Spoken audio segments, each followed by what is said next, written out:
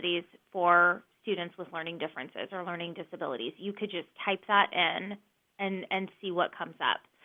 A lot of them are going to be smaller private liberal arts schools because they tend to have more flexibility with their curriculum and the class sizes are smaller. But yeah, if you were to just Google that, you would have lists come up. And if you were to cross-reference those lists, you would see a lot of commonalities between the lists. Certain schools that are going to come up over and over again. The one thing you'd want to make sure of is that the list is not like ad-based. So it doesn't look like a list of ads for schools, right? But as long as you type that in, you should be able to find tons of options. And then I also think just word of mouth is a really good way to find out too. So if you have friends or family members who have learning differences, you could ask them if they have recommendations, because word definitely gets around about universities that have good programs. And then obviously I think kids should definitely go and tour the schools. Obviously that's harder since we're in COVID times, but touring the schools, finding who runs the program at the university, interviewing them, and making sure that you feel comfortable.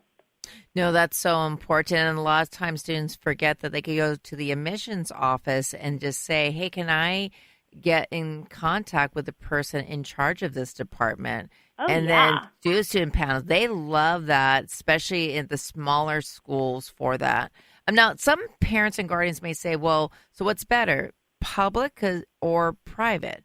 Right? So, right, because the public schools have these guidelines, but correct me if I'm wrong, but private schools don't have to give a certain level of support for students.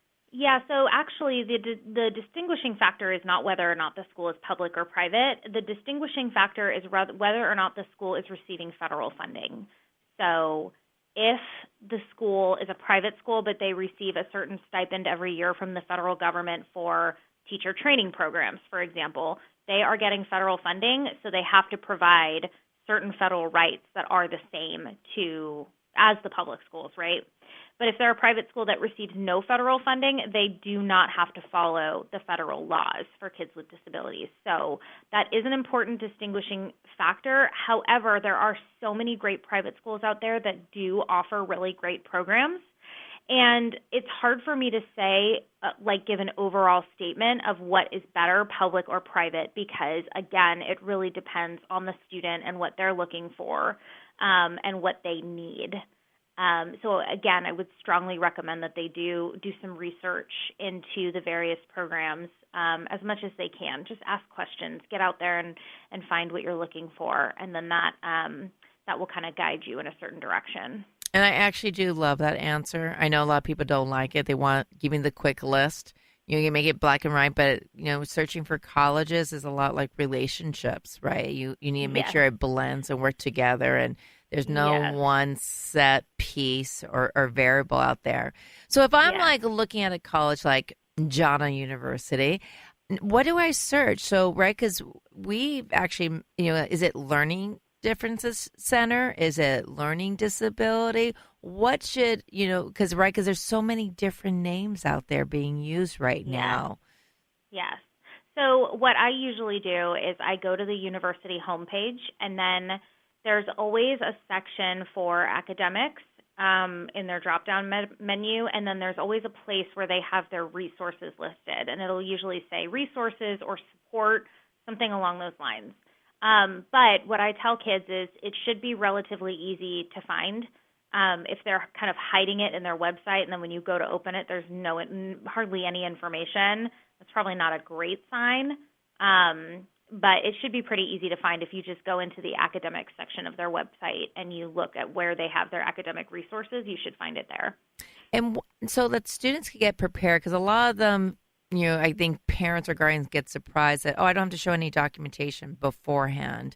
They need to show documentation after they get admitted and then sign up for the program. So what do they need? Is there a certain year that their assessment should be done? What should they do? Because like you said earlier, getting assessed that you have a learning difference is not inexpensive. No, it definitely isn't. But if you are hoping to have services when you're in college, you need to make sure you have an evaluation that is done from the age of 16 or older. The reason for that is because your brain just does such a dramatic amount of changes during that time period, during your adolescent years. And so at the age of 16, the psychologists who do the testing, they use different test batteries that are made for a more quote-unquote adult brain. And so basically anything, once you get to be 17 or 18 years old, any testing you had from before then, like 14 years old, 10 years old, all of that is considered invalid. So you need to get an assessment from 16 or older. So I have a lot of students who will come to me as a freshman, and the parents will say, you know, he hasn't been evaluated since he was 10. Should we have this redone now? It's been 4 years.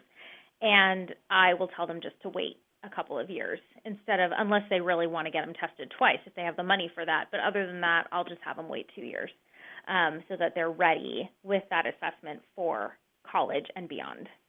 And there's a lot of talk about learning differences in education, but that brain keeps on developing and changing even after you graduate from college, right? Like till about 25. And, you know, but there's no real conversation. How should someone reevaluate themselves? I know just being around the block for so many years, I've seen some adults struggle because that guidance is disappear. So what is some tips that you have as one leaves the college world into the adult world of how to reassess of, okay, these are now my weaknesses. These are my strengths. This is what I should focus on, and this is what I don't need to focus on anymore.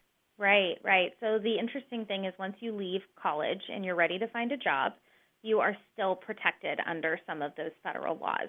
So again, knowing what your rights are in the job world is also really important. So for example, let's say you can't be discriminated against, first of all. So if you're in a job interview and you disclose that you have dyslexia and then you find out later from the employer that that's, you know, not something that they quote unquote want, that would be illegal. They can't discriminate or not provide you with a job because of a disability. And if you, let's say you get the job and you're so excited, but you go into work and you realize that, you know, you knew ahead of time, but you're kind of starting to see how much is required in terms of writing and sending polished emails, and you're just nervous because your dyslexia causes you to make tons of spelling errors, right? The job would have to help you figure out a solution to that. So it could be installing some sort of software on your computer that proofreads. I've seen other adults use software that they can speak into and then the computer types the emails, or they can assign a colleague to help proofread important messages before they go out. So again, those rights continue into the working world, and I don't want anyone to think that they're limited on what job they want because of their learning difference. But they can do it. They just have to be ready to advocate for themselves and ask for what it is that they need. And they can get reevaluated after college too. If they want to do another assessment to see kind of where their brain is at, there are tons of psychologists out there who test adults.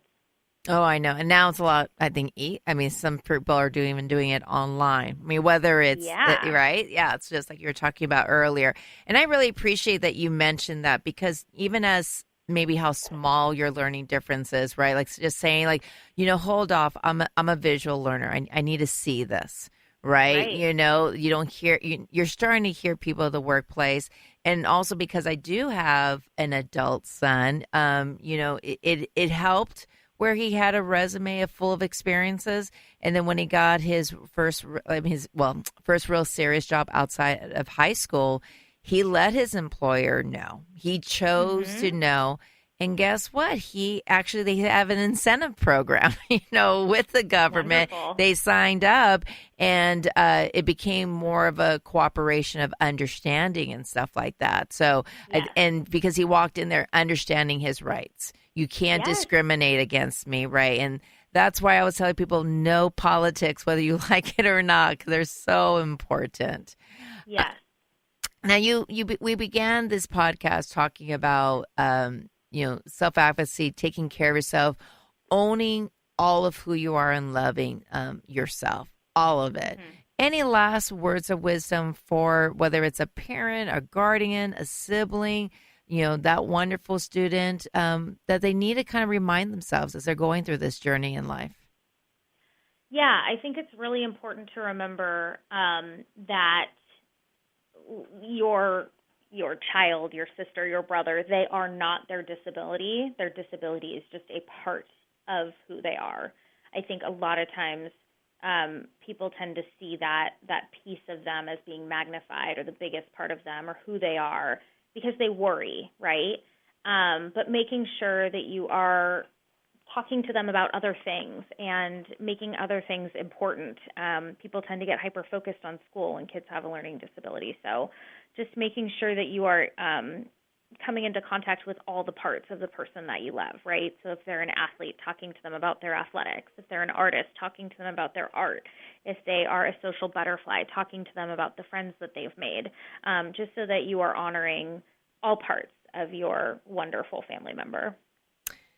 Amen to that. Yes, you are more than just one thing. John, I am so lucky and privileged to have the opportunity not only for this podcast, but to be working with you because thank you. because I know all our students are really in good hands, and hopefully this will help other students and families out there as well. Thank you so much. Oh, yeah. Thank you so much for having me. To College for All, where nothing is impossible unless you think it is impossible. This is AMV bringing you information about college and beyond. You can also follow us on social media at college, 4, all AMV on Twitter and Instagram.